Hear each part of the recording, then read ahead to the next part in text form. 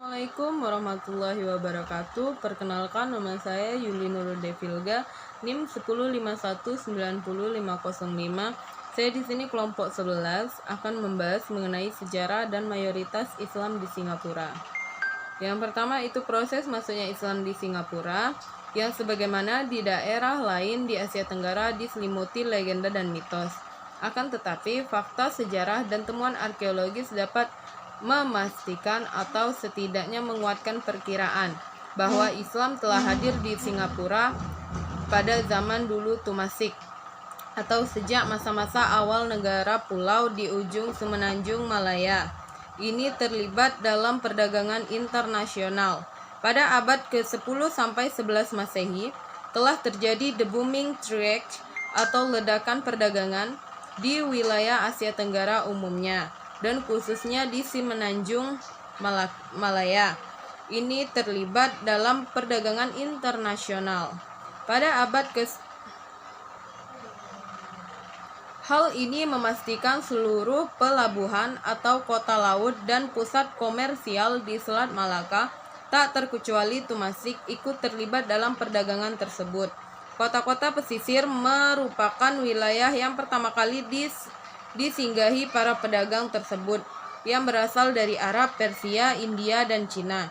Pada saat bersamaan, para pedagang Muslim telah terlibat dalam perdagangan internasional di wilayah ini, sehingga perdagangan kaum Muslim, khususnya Arab dan Persia di Asia Tenggara mengalami peningkatan yang sangat pesat antara abad ke-8 sampai dengan ke-11 Masehi. Mereka mengarungi Samudra India, hilir mudik dari Laut Mediterania, Arab, dan juga sebaliknya. Kota-kota pesisir dan pelabuhan-pelabuhan di Semenanjung Malaya menjadi pemukiman bagi para pedagang Muslim. Sebagian dari mereka bahkan diberitakan menetap dan berkeluarga di sana. Dengan demikian dapat disimpulkan sementara bahwa Islam telah hadir di Tumasik atau Singapura yang saat ini paling awal abad ke-8 Masehi atau paling lambat abad ke-11 Masehi. Sehingga permulaan abad ke-16 Masehi, Singapura lama tetap menjadi pemukiman Muslim bersama para pedagang lain, baik dari Eropa, India, maupun Cina, dan sekaligus menjadi pelabuhan penting di bawah kekuasaan Kesultanan Malaka. Sampai dengan kesultanan ini ditaklukkan oleh Portugis pada 1511 Masehi.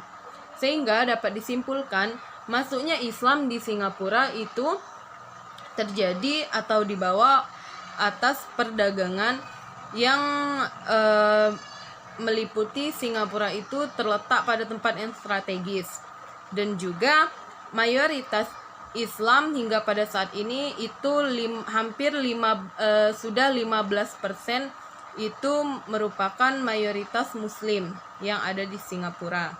Baiklah, hanya itu yang dapat saya sampaikan. Lebih dan kurangnya saya mohon maaf. Saya akhiri. Wassalamualaikum warahmatullahi wabarakatuh. Assalamualaikum warahmatullahi wabarakatuh. Baiklah, perkenalkan, nama saya Anas Qariatunisa, NIM 1051925 dari kelompok 11. Di sini saya akan melanjutkan penjelasan materi yang sudah dijelaskan dari saudari Anggi Fadilah sebelumnya, yaitu tentang sejarah dan perkembangan Islam di Brunei Darussalam. Islam masuk ke dalam Brunei Darussalam itu sejak abad ke-15, dan pada saat itu Raja Brunei belum memeluk agama Islam. Akan tetapi para pedagangnya sudah beragama Muslim. Dengan Islam, Brunei Darussalam mempertegas dan memperluas perannya sebagai kekuasaan dagang yang lebih kuat dan independen. Usaha dagang Brunei Darussalam dan wilayah kekuasaannya bertambah bersamaan dengan penyebaran Islam yang meliputi kerajaan-kerajaan Melayu di Borneo dan Filipina. Dan Brunei Darussalam pun mencapai kejayaannya pada masa pemerintahan Sultan kelima yang memiliki nama Nahkoda Ragam yang bergelar sebagai Sultan Bolkiah. Dia berhasil menaklukkan seluruh Borneo sampai dengan bagian utara Luzon, Kepulauan Filipina. Ia pun membentuk angkatan perang dan benteng pertahanan. Dan setelahnya, kesultanan digantikan oleh putranya, yaitu Sultan Abdul Qahar yang dikenal sebagai Paduka Segi Bagawan, Sultan Abdul Qahar. Dalam sejarahnya, tercatat kekuasaan Kesultanan Borneo itu sangat kuat, dimulai dari abad ke-14 sampai dengan abad ke-16. Brunei juga pernah mengalami peperangan singkat dengan negara Spanyol, dan akhirnya pada abad ke-19, Brunei Darussalam mengalami kemunduran, lalu kemudian dijajah oleh Inggris. Dari tahun 1888 sampai dengan 1983. Namun, agama tetap memiliki peran penting dalam masyarakat. Demikian juga Melayu tetap menjadi media komunikasi dan pembelajaran. Dan pada tanggal 1 Januari 1984, Brunei mencapai kemerdekaan sepenuhnya. Lalu selanjutnya yaitu politik negara di Brunei Darussalam. Brunei Darussalam memiliki pemerintahan yang berbentuk monarki absolut dengan kesultanan yang menjadi sebagai kepala negara dan kepala pemerintahan, merangkap sebagai Perdana Menteri dan Menteri Pertahanan dengan dibantu oleh Dewan Penasehat dan beberapa menteri lainnya. Brunei Darussalam tidak memiliki dewan legislatif dan parlemen tidak memiliki kekuasaan selain menasehati sultan. Oleh karena itu, Brunei Darussalam menjadi salah satu negara yang paling stabil dari segi politik di Asia. Akan tetapi, jumlah pertahanan keamanannya lebih kecil dibandingkan dengan kekayaan yang dimilikinya. Namun secara teori, Brunei Darussalam berada di bawah pemerintahan militer sejak pemberontakan yang terjadi pada awal dekade 1960-an. Brunei Darussalam juga memiliki hubungan baik dengan negara luar negeri, terutama dengan negara-negara bagian ASEAN dan negara-negara lainnya, dan ikut serta sebagai anggota PBB. Demikian penjelasan yang bisa saya paparkan. Wassalamualaikum warahmatullahi wabarakatuh. Kemudian yang terakhir yaitu mayoritas dan pendidikan umat Islam di Brunei Darussalam. Kerajaan Brunei mempunyai warisan sejarah tua yang berkaitan dengan sejarah tua kerajaan Melayu Islam seperti Perlak, Pasai, Malaka, Demak, dan Aceh. Puncak kekuasaannya adalah sekitar abad ke-15. Brunei telah menguasai tidak saja Borneo, bahkan sebagian pulau Filipina, termasuk Sulu. Rajanya yang pertama memeluk Islam adalah Awang ala Betatar yang bergelar Sultan Muhammad Shah 1368 sampai 1415. Islam berkembang atas jasa seorang keturunan Sayyidina Hasan bernama Syarif Ali dari Taif, yang kemudian kawin dengan anak saudara Sultan Muhammad Shah. Sampai saat ini sultannya telah berjumlah 29 orang, dan orang terakhir adalah Sultan Hasan Bolkiah yang telah memerintah sejak 1967. Penduduk Brunei saat ini lebih kurang 300.000 orang. Tahun 1989 baru 2.670 jiwa, padahal sebelumnya tahun 1960 penduduknya baru 83.877 jiwa.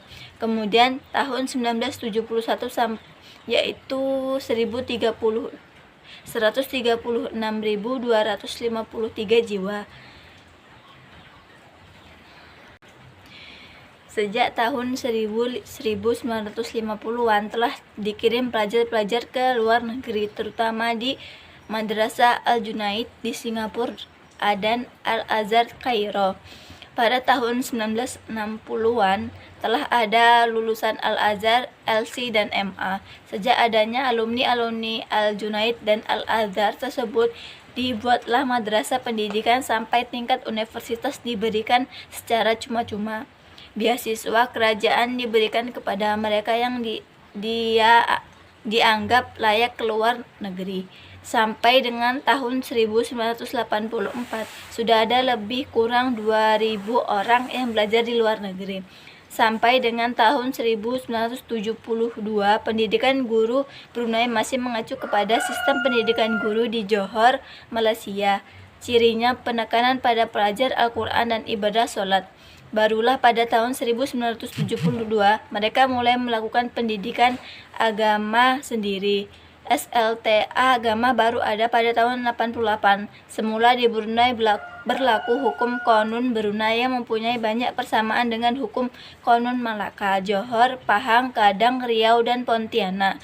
Hukum Qanun Malaka didasarkan pada hukum Islam bermazhab Syafi'i yang isinya meliputi kewajiban-kewajiban raja, larangan-larangan buat rakyat, pidana, hukum keluarga, ibadah, muamalah, dan lain-lain.